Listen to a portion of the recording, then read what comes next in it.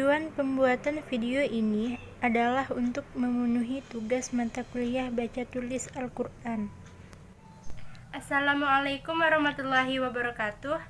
Alhamdulillah, segala puji syukur bagi Allah Subhanahu wa Ta'ala.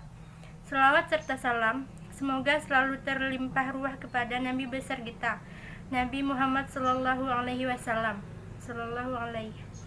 Perkenalkan, nama saya Indah Bestarani. Saya dari Fakultas Tarbiyah dan Ilmu Keguruan dari Prodi Pendidikan Guru Madrasah Ibtidaiyah. Dalam video ini, saya akan menjelaskan tentang huruf hijaiyah. Oke, langsung saja ke topik pembahasannya.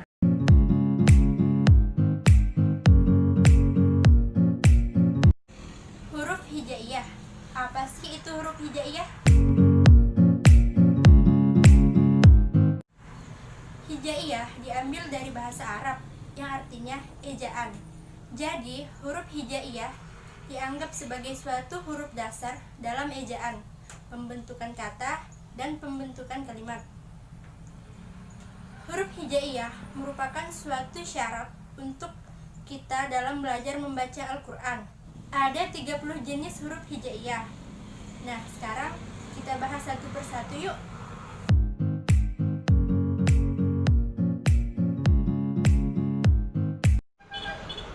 Yang pertama yaitu dimulai dari huruf alif dan diakhiri dengan huruf ya, huruf ke-30. Sekarang kita bahas dari huruf alif terlebih dahulu. Huruf yang pertama yaitu huruf alif, kedua huruf ba, ketiga huruf ta, keempat huruf sa, kelima huruf jim, keenam huruf ha, ho, dal, zal, ro, zai, sin, shin, sot, dot, to, zo, ain, khoil, fa, qaf, kaf, lam, mim, nun, waw, ha, lam alif, hamzah, dan ya, huruf terakhir.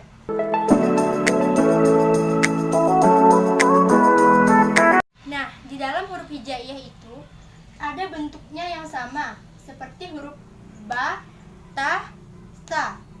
Yang membedakan ketiga huruf ini adalah titiknya, yaitu huruf ba mempunyai titik 1 di bawah, ta mempunyai titik 2 di atas, dan sa yaitu mempunyai titik 3 di atas. Ba dan ta hampir mirip, hanya saja bedanya yaitu ta mempunyai 2 titik dan sa mempunyai 3 titik.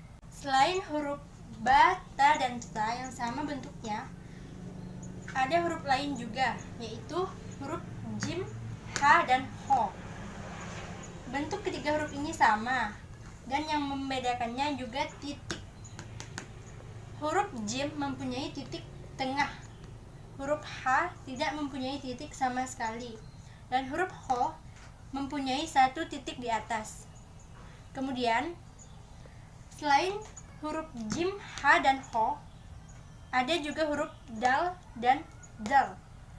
Huruf dal tidak mempunyai titik, sedangkan dal mempunyai 1 titik di atas. Jadi, pembeda kedua huruf ini yaitu titik. Dal mempunyai 1 titik di atas dan dal tidak mempunyai titik sama sekali. Kemudian, huruf ro dan zai. Sama halnya seperti da dan zal. Huruf ro dan zai itu pembedanya juga titik 1 di atas. Ro tidak mempunyai titik, sedangkan zai mempunyai 1 titik di atas. Kemudian huruf sin dan shin. Bedanya yaitu shin mempunyai titik 3 di atas. Sin tidak mempunyai titik, sedangkan shin mempunyai 3 titik di atas seperti ini. Kemudian huruf sod dan dot. Bedanya juga terdapat pada titik atas pada huruf dot. Sod tidak mempunyai titik, sedangkan dot mempunyai 1 titik di atas. Kemudian to dan zo. Bentuknya sama dan juga yang membedakannya yaitu titik 1 di atas pada huruf zo. To tidak mempunyai titik. Kemudian huruf ain dan khoin. Yang membedakannya juga satu titik di atas pada huruf ghain. Ain tidak mempunyai titik sama sekali dan ghain mempunyai satu titik di atas. Kemudian huruf yang terakhir yaitu fa dan qaf. Fa mempunyai satu titik dan qaf mempunyai dua titik. Bentuknya sama, yang membedakannya juga titik. Fa mempunyai satu titik di atas dan qaf mempunyai dua titik di atas. Nah, setelah membedakan bentuk-bentuk huruf hijaiyah, sekarang kita lanjut ke makhraj huruf.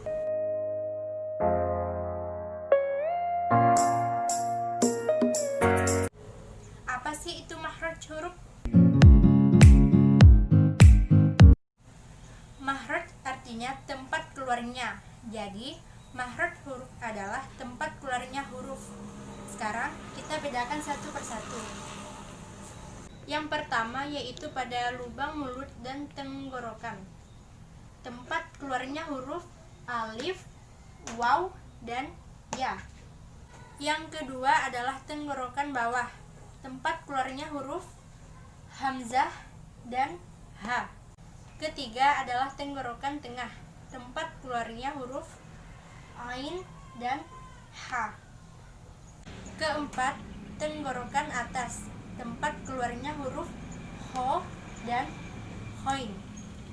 Kelima, pangkal lidah dekat anak lidah dengan langit-langit, yaitu tempat keluarnya huruf qaf.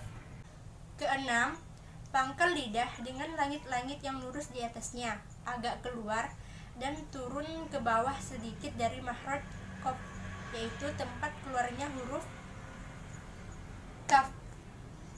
Ketujuh adalah lidah bagian tengah dengan langit-langit yang lurus di atasnya, yaitu tempat keluar huruf jim, ya, dan shin.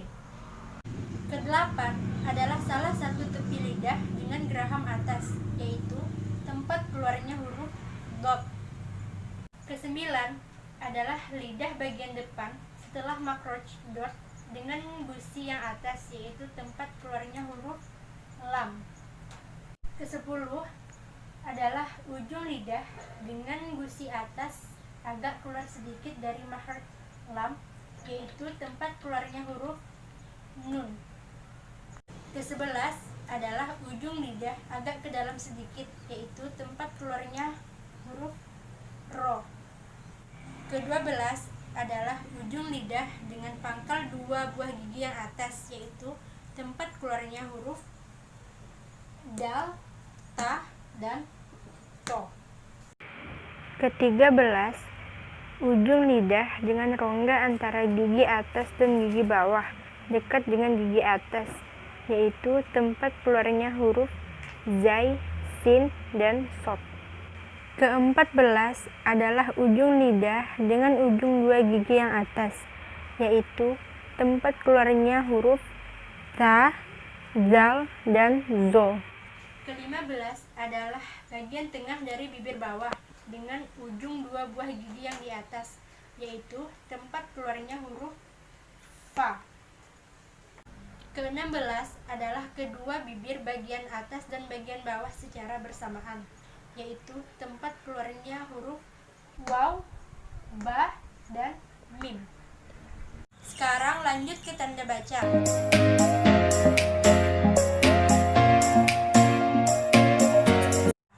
Tanda baca yang pertama yaitu tanda baca fathah.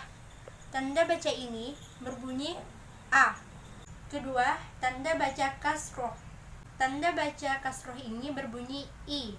Tanda baca kasroh ini sama seperti tanda baca fathah bentuknya, tetapi yang membedakannya yaitu kasroh terletak pada bawah huruf hijaiyah, sedangkan fathah tadi yaitu letaknya di atas dan kasroh di bawah. Ketiga yaitu dhammah. Bunyi tanda baca ini adalah U. Keempat adalah tanda baca fathatain yang berbunyi an. Kelima, tanda baca kasrotain. Tanda baca ini sama dengan tanda baca fathatain. Yang membedakannya yaitu letaknya. Kasrotain terletak di bawah dan fathatain terletak di atas. Keenam, tanda baca dommatai yang berbunyi un. Ketujuh yaitu tanda baca sukun yang dibaca mati. Kedelapan yaitu tanda baca tasydid yang bernada double sukun. Kesembilan, tanda baca fathah tegak di atas yang berbunyi a dibaca panjang 2 harokat. Kesepuluh, tanda baca fathah tegak di bawah yang berbunyi i dan dibaca 2 harokat. Ke-11, tanda baca domah tegak terbalik yang berbunyi u dibaca 2 harokat. Ini adalah sebuah media pembelajaran dan media ini disebut dengan puzzle kura-kura hijaiyah. Media pembelajaran adalah alat untuk membantu proses belajar anak sehingga dapat mencapai sebuah proses pembelajaran dan tujuan pembelajaran. Puzzle kura-kura hijaiyah ini dapat mengajak anak untuk menyusun potongan-potongan gambar huruf hijaiyah ke dalam mal yang telah disediakan sehingga membentuk sebuah gambar.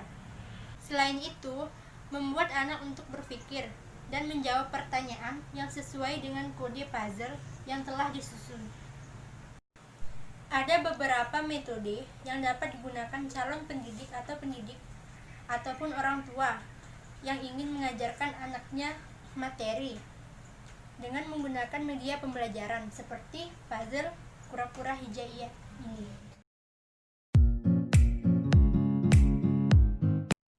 Yang pertama yaitu metode belajar sambil bernyanyi. Misalnya, mengajarkan huruf hijaiyah dengan nyanyian. Seperti saya contohkan, alif bata ta jim ha kha dal zal ro zai sin shin sod dot ta za ain ghain fa qaf kaf lam mim nun waw ha lam alif hamzah ya. Itu semua adalah jenis huruf hijaiyah itu namanya. Mari kawan kita belajar bersama untuk membaca semua hurufnya. Nah, itu adalah salah satu metode belajar sambil bernyanyi yang dapat digunakan untuk mengajarkan materi kepada anak-anak. Yang kedua, yaitu metode ceramah plus. Sistem pengajaran dengan menggunakan ceramah lisan dan disertai dengan metode lainnya, seperti metode ceramah plus dengan diskusi, yaitu seperti kita mengajarkan kepada anak-anak tentang materi, kemudian membentuk sebuah kelompok anak-anak dengan menjawab pertanyaan-pertanyaan yang telah kita buat, seperti menanyakan huruf alif jika diberi tanda baca fathah dibaca apa, seperti itu. Kemudian memerintahkan anak untuk menyusun huruf hijaiyah dari huruf alif sampai huruf ya. Ada juga metode ceramah plus mendemonstrasikan dan latihan. Maksud dari metode ini yaitu kita mengajarkan kepada anak-anak untuk latihan keterampilan. Kemudian seperti percobaan, yaitu kita menyuruh anak untuk menyusun puzzle kura-kura ini dari huruf alif sampai huruf ya, sehingga dapat membuat anak untuk berpikir dan menjawab pertanyaan dari setiap kode yang telah disediakan sehingga membentuk gambar. Sekian yang dapat saya sampaikan, kurang lebihnya saya mohon maaf. Saya akhiri, wassalamualaikum warahmatullahi wabarakatuh.